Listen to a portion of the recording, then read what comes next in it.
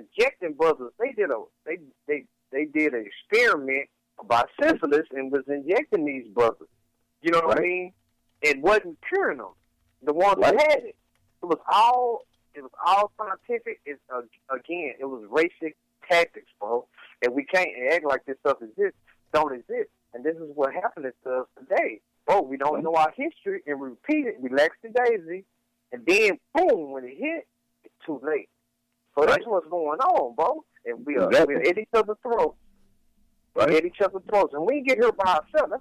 That's why my thing is black people shouldn't be so hard on each other, brother. No, man. Too hard on each other, brother. And unnecessarily. Not knowing, even some of our, I heard some sisters speaking about Martin Luther King, and she was criticizing him heavily, talking about, he shouldn't have tried to integrate. So they were doing the best they could with the knowledge they had. But that man was knowledgeable enough to admit. Then I'm looking at, what you doing? You ain't did what this man done did. Right. You don't made a little social video, but what have you done? See, if your criticism outweigh your contribution, you need to sit down and you need to take a seat and you need to study and get along with the program. Because none of us has done what these brothers have done. We're trying to carry the banner. We haven't done what Malcolm did. Yeah, man. Yeah, we can't even touch what these brothers are doing. But like you say, though, we on point. Like I said, even try to get out here and try. We at the starting gate. Yes, sir. We trying to carry. It's the old criticizing the young and the young criticizing the old. Instead of us working together. Bro, I seen something on social media the other day, bro. It broke my heart. The sister was talking about, brothers, trying to stick with the sisters. We know this is always a subject, brother, in America. So this older gentleman, he don't even deserve that name. He said gentleman. He was disagreeing with her, but then he gonna call her a black bee. And that's going back to what you said, Shelton, about the word ML, where it originated from. Bro, they used to call out women black bees and all this. I'm saying he ought to be ashamed of himself. Right. Talking to this young sister like that because she disagreed with him and self-hate, man. What valid point? You see what I'm saying? So we wonder why, me and you talked about this. Yeah. We criticize the young and we wonder why they won't listen to us. Because right now, like in Chicago, this is what's happening, bro. They say they don't even listen to no OGs. OGs steer them wrong. Who are we? We're not above criticism. And we get on here and we say these different things, but what are you doing to help them? What are your solutions? Going back to what Vincent said, we'll ride right down the street, criticize and shake our head, shaking my head, look at them sagging. Right. And you don't say anything. Don't say nothing. Talk to the young brother or to the young sister. Going back to what you said, Shelton, it's that psychological effect. This stuff is slavery, and we break these shackles, bro. It's sad, bro. Like, I don't do the social media beefing and stuff like that. When I seen that older brother, when I seen that older brother, see, they lucky we ain't like we used to be. But some of them they need to step, bro. I'm talking about the older heads. They ought to be ashamed. Yeah. Bro, when he called that young sister, because that could have been my daughter, bro. When this dude like he about 50-something. This sister like she about 20.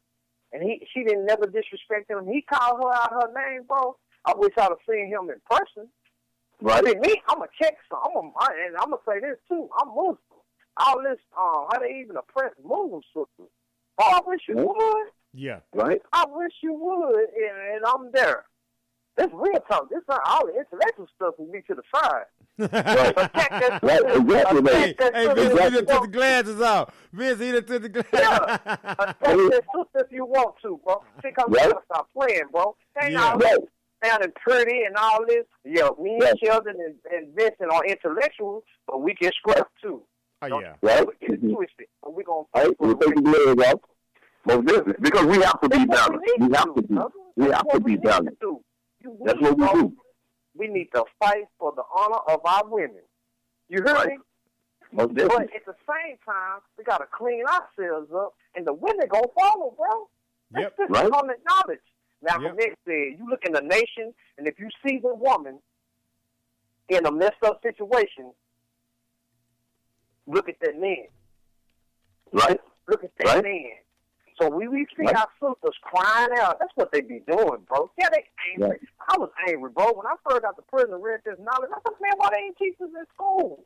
Right. I was mad at first. But then after the madness, it changed. Then I knew I had to do something about it. So that's why people are angry, bro, because they don't know where to go, and they ain't been taught, and that's our fault. And we not teaching our children. Boy, I teach my daughter, bro. Yeah, man. Right? They feel hopeless. They feel hopeless. No direction. They have no sense of direction. You guys are fight each other. You guys been on that thing, man. Yeah. You guys been on it tonight, man. Y'all been on fire. I told you, Shelton, and I'm in with this. I told Shelton this behind the scenes. I told Vincent this. No, Shelton, I'm not going to let nobody attack your honor, brother. I'm your friend for real. You my brother. Likewise, my brother. So if somebody try to attack you verbally, hold up, brother. Now, you need to talk to Brother Shelton about that. I ain't going to let you bash him. Mm-hmm. Right. Now, if we physically somewhere, you better not attack this brother. Right. You're going to have to move us on. That's how about it. That's how we should be. We should get back to that. Remember, we was taught, we was kids, hey, y'all better fight together. Because that's what they do with us. Look at them old pictures, how they been jumping on them black men. You fight for each other. Don't fight each other. Say, man. Y'all guys, man, y'all been 100% on fire tonight, man. Let me read some of these listener comments real quick, too. Y'all guys been on it, man. I just been kind of sitting back in cruise control. I'm like, go, Vincent. Go, Brandon. Go, Vincent. Go, Brandon. Y'all on it, man. Y'all teaching, man. There's really some good stuff, man. Y'all dropping. I really appreciate that. Vincent, I apologize, brother. No, we good, keep man. doing your thing, man. Hey, man, it said Christy Bishop, man. She said it pays to know your history. The schools have failed African Americans in order to continue to be able to hold it back by teaching them history and about by teaching us their history about and not African Americans. Okay. Then she said, my brothers keep teaching us. This show is not long enough for all the information that is being taught tonight. And another one more comment. She said, just making you really think about and how and why change is necessary. Then one of her final comments, I'm going to look and see one of her latter comments. She stated, when we talking about how the slave master stuff, she was like, just how the slave masters used to call black women gal and girl and the black men boys. And today we still refer to each other by the same names. Right. You know, so psychological warfare, man. Psychological warfare, man. I mean, think about it on television. What do they say? Stay tuned for your next television program. Tell live vision. And so it's going to tell you lies through your vision because it's the window to your soul. They say the eyes is the window to the soul. So if you always watching a bunch of crap, then guess what is going to your soul? What's going through your window? Close your blinds.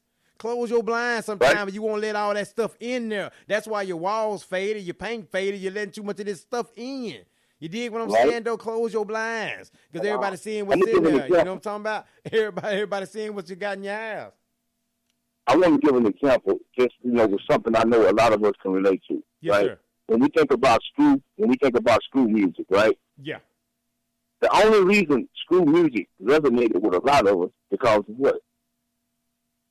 The drugs and the alcohol that came with it, the drink that came with it. Codeine. Right? The codeine and the marijuana, the codeine and the green, it came with it. This is why school music resonated with that culture because everything was slowed down.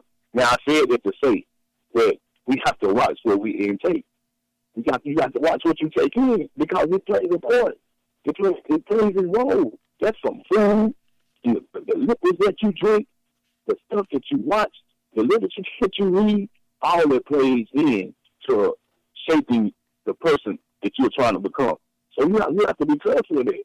We have to be very careful of it, and we have to be mindful of it because when we're not in control of what we intake, it's somebody else here.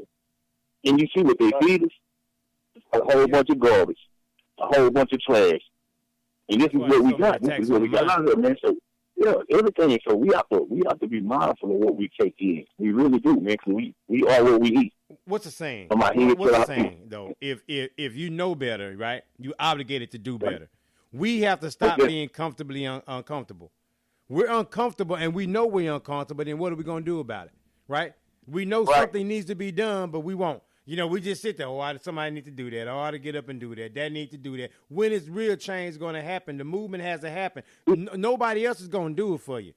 I don't know. Right. I don't know who I'm talking to tonight, but newsflash, audience, say the cavalry ain't coming in to save you. Superman ain't coming in to save you. Batman ain't swooping in. Right. Even Black Panther ain't coming in to save you. You dig what I'm saying, though? Right. You got to come in and do what you got to do for your own community because, again, I am my brothers and sisters' keeper. We see some trash in the neighborhood, we go go pick it up. Go get a trash bag because people will start helping you. What is that old saying? If your car stall, nobody going to stop and get you. If you get out and start pushing, then people start coming in and start helping you to move.